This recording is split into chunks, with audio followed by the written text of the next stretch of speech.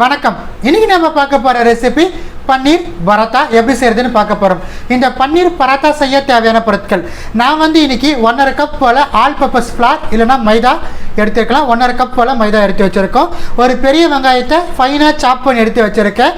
200 gram போல பன்னீர் எடுத்து great பண்ணி எடுத்து வச்சிருக்கேன்.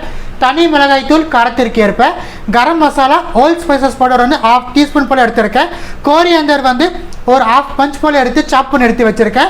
கறி லீவ்ஸ் பார்த்தீங்கன்னா ஜஸ்ட் ஒரு 1/2 ஹேண்ட் போல் கறி லீவ்ஸ் எடுத்து சாப் பண்ணி எடுத்து வச்சிருக்கேன். கார்லிக் ஒரு 5 கிலோ ஆஃப் கார்லிக் எடுத்து நான் சாப் பண்ணி எடுத்து வச்சிருக்கேன். சால்ட் ஆஸ் பர் லிக்வைட் நம்ம ஆட் பண்ணிக்கலாம். ஆயில் ஆஸ் பர் ரிக்வைட் ஆட் பண்ணிக்கலாம். வாட்டர் ஆஸ் பர் ரிக்வைட் நம்ம ஆட் பண்ணிக்கலாம். இந்த இன்க்ரீடியன்ட்டை வச்சுட்டு கலக்கலான பன்னீர் பராத்தா எப்படி செய்யறதுன்னு பார்க்கலாம் வாங்க.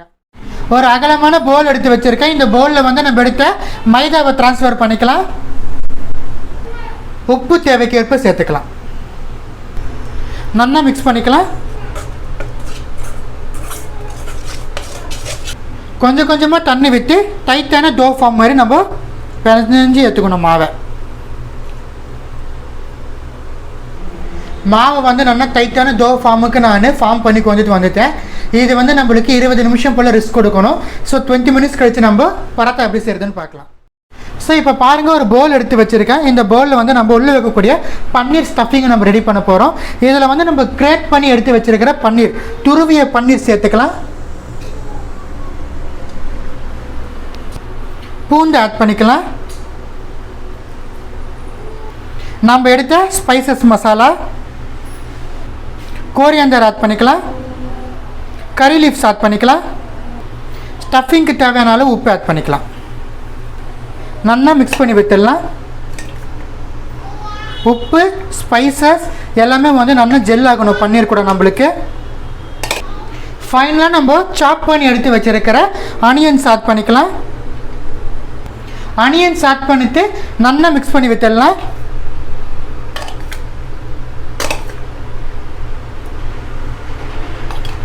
ஸோ நம்ம எடுத்திருக்க இந்த ஸ்டஃபிங் எப்படி பார்த்தாலும் ஒரு 10லேருந்து 15 பராத்தாக்கு நம்ம ரெடி பண்ணி வைக்கலாம். ஸ்டஃபிங்ஸ் நம்ம ரெடி பண்ணிட்டோம் பாருங்கள்.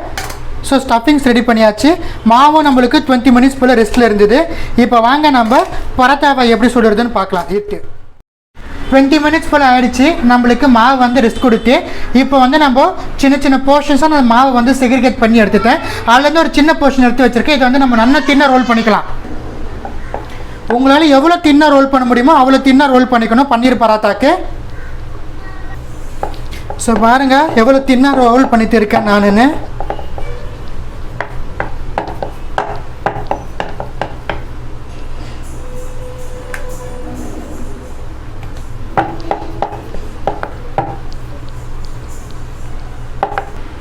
ஸோ பாருங்கள், நல்லா தின்னாக ரோல் பண்ணி எடுத்துட்டேன்.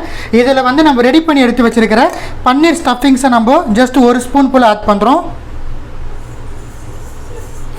ஸோ பன்னீர் ஸ்டஃபிங்ஸை ஆட் பண்ணிவிட்டு நல்லா நம்ம ஸ்ப்ரெட் பண்ணி விடணும்.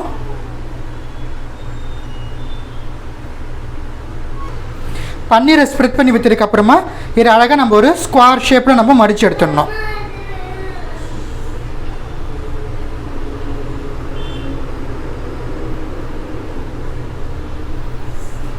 நல்லா டைட்டாக மடிச்சுக்கோங்க.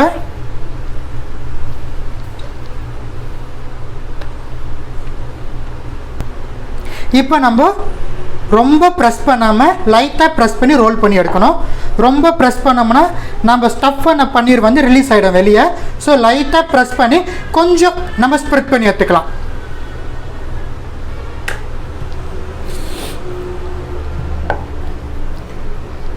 கடையில் வாங்குகிற ஷேப்புக்கு கொண்டுட்டு வந்தாலே போதும். மோஸ்ட்லி பன்னீர் பராத்தா ஸ்கொயர் ஷேப்பில் இருக்கும். அதனால தான் நான் ஸ்கொயர் ஷேப்பில் பண்ணுறேன். எனி ஷேப்பில் வேணால் நம்ம பண்ணலாம். நல்லா ஸ்ப்ரெட் பண்ணி வித்தாச்சு. இப்போ இதை எடுத்து நம்ம தவாவில் போட்டு ஃப்ரை பண்ணி எடுத்துடலாம். இங்கே பாருங்கள், தவா பற்ற வச்சுருக்கேன். தவா நம்மளுக்கு நல்லா சூடு ஏறிடுச்சு. இதில் நம்ம ரெடி பண்ணி எடுத்துருக்க பன்னீர் ஸ்டஃபிங் பராத்தாவை ஆட் பண்ணுறோம். மிதமான தீயில் நம்ம ஒரு சைடு ஒரு 2 மினிட்ஸ் போலும், இன்னொரு சைடு 2 மினிட்ஸ் போலும் மிதமான தீயில் வச்சுனா பன்னீர் பராத்தா நம்ம செய்யணும். ஏன்னா நம்ம ஹை ஃப்ளேம் வச்சோம்னா சீக்கிரமாக வெந்தது போல் இருக்கும். ஆனால் உள்ளே இருக்கிற பன்னீர் நம்மளுக்கு கம்ப்ளீட்டாக வெந்திருக்காது. ஸோ மிதமான தீயில் கம்பல்சரி நம்ம 2 மினிட்ஸ் போல் வச்சு நம்ம வேக வச்சு எடுக்கணும். ஸோ பாருங்கள், நான் வந்து இப்போது பரோட்டாக்கு வந்து கொஞ்சமாக நெய் விடுறேன். உங்களுக்கு வேணுன்னா நீங்கள் வந்து வெண்ணெய் கூட விற்றுக்கலாம், இல்லை எண்ணெயை கூட விற்றுக்கலாம். ஏன்னா ஒரு சைடு வந்து நம்மளுக்கு வெந்துடுச்சு, நெய் விற்று நம்ம திருப்பி போடுறோம். இந்த பக்கமும் கொஞ்சமாக நெய் விற்றுக்கலாம். பாருங்கள், பரோட்டா வந்து கம்ப்ளீட்டாக 2 சைடு நல்லா வெந்துடுச்சு. இப்போ நம்ம பரோட்டாவை எடுத்துடலாம். இதே போல் ரிமைனிங் இருக்கிற தோசை நம்ம பரோட்டா செஞ்சு எடுத்துடலாம். ஸோ இந்த பரோட்டாவும் பாருங்கள், உள்ளே வந்து பன்னீர் ஸ்டஃப் பண்ணியிருக்கேன். ஸோ பன்னீரை ஸ்டஃப் பண்ணிவிட்டு நம்ம அழகாக ஸ்கொயர் ஷேப்பில் வந்து அழகாக ரோல் பண்ணி எடுத்துடணும். ஒரு மீடியமான ஒரு சைஸில் போட்டாலே போதும். இதே போல் நம்ம ரிமைனிங் எல்லாமே நம்ம செய்ய போகிறோம். இதே நம்ம தவாவில் போட்டு சுற்றி எடுத்துடலாம். ஸோ பாருங்கள், பரோட்டா வந்து நான் கலக்கலாக சுற்றி எடுத்துட்டேன்.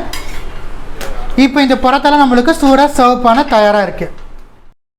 ரொம்ப கலக்கலான பன்னீர் ஸ்டஃப்டு பரோட்டா எப்படி செய்கிறதுன்னு உங்களுக்காக வேண்டி செஞ்சு காமிச்சிருக்கேன். இந்த ரெசிபியை மறக்காமல் உங்கள் வீட்டில் ட்ரை பண்ணி பார்த்து எப்படி இருந்துச்சுன்னு எனக்கு கமெண்ட் செக்ஷனில் சொல்லுங்கள். வேறு ஏதாவது ரெசிபிஸ் உங்களுக்கு டிஃப்ரெண்ட்டாக வேணும்னு கமெண்ட் செக்ஷனில் கேளுங்க. கட்டாயமாக உங்களுக்காக வேண்டி போஸ்ட் பண்ணுறேன். நன்றி, வணக்கம்.